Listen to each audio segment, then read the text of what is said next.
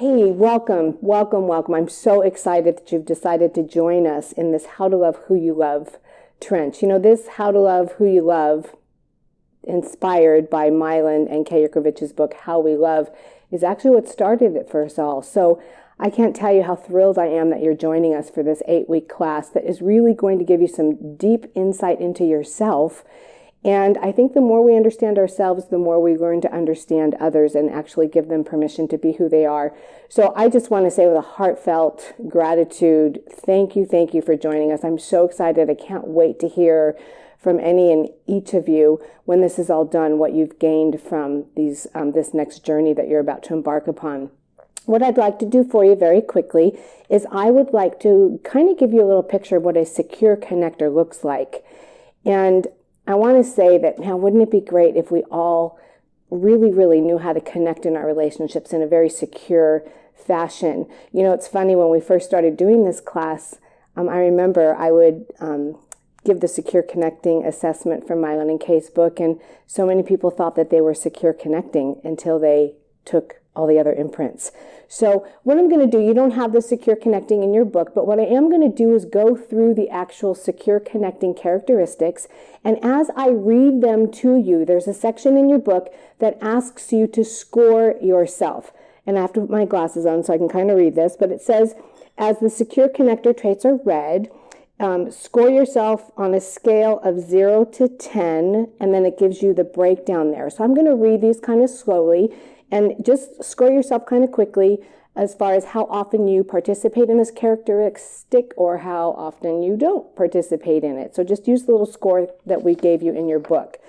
So, first of all, I have a wide range of emotions and I express them appropriately. In other words, more often than not, you do it without an attitude, okay? Number 2, it is easy for me to ask for help and receive that from others when I have needs. In other words, are you somebody who never asks for help, or is it easy for you to ask others for help, especially those closest to you?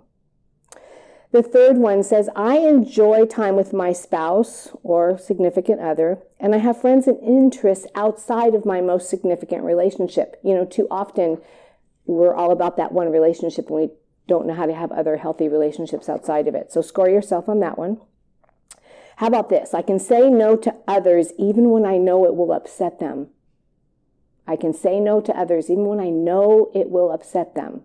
Most of the time, a lot of us are afraid of making other people upset.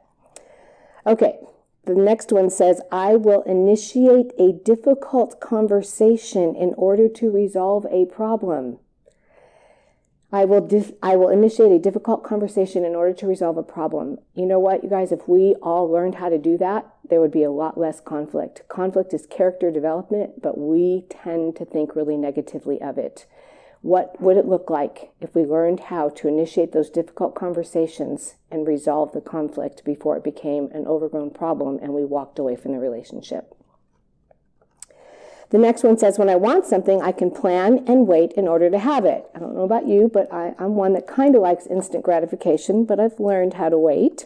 Again, when I want something, I can plan and wait in order to have it. The next one, when I make a mistake, I can recover easily and try again. How many of us get stuck in our mistakes? The next one, I know when I'm wrong and I take responsibility for my actions and attitudes and I apologize. I'm just going to leave that one in the air.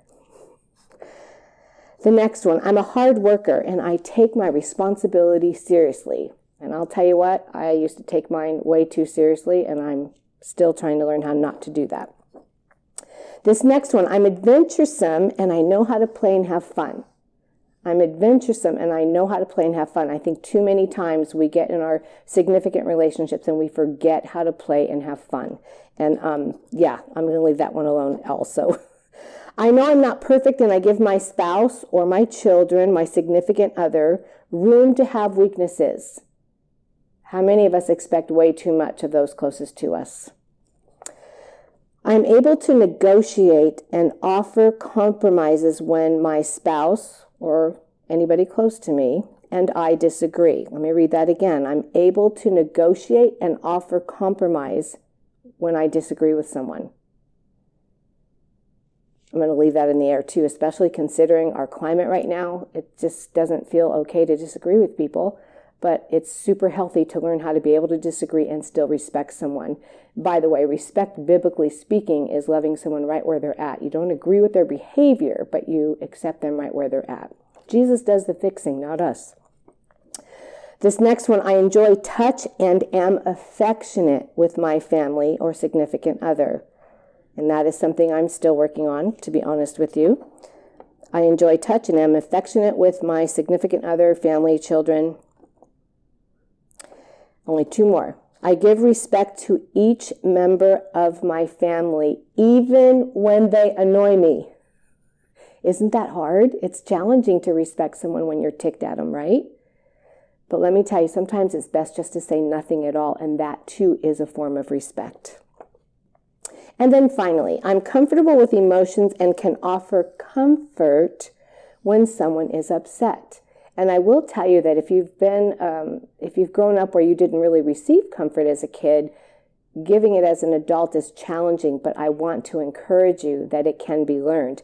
And that's what's cool about each one of these characteristics. That's why you're in this trench, so that you can learn more about yourself and become more of a secure connector, because we can get better at loving who we love. So again, let me say welcome. You're in for a great, great journey over these next 8 weeks. I cannot wait to hear how things go for you. God bless.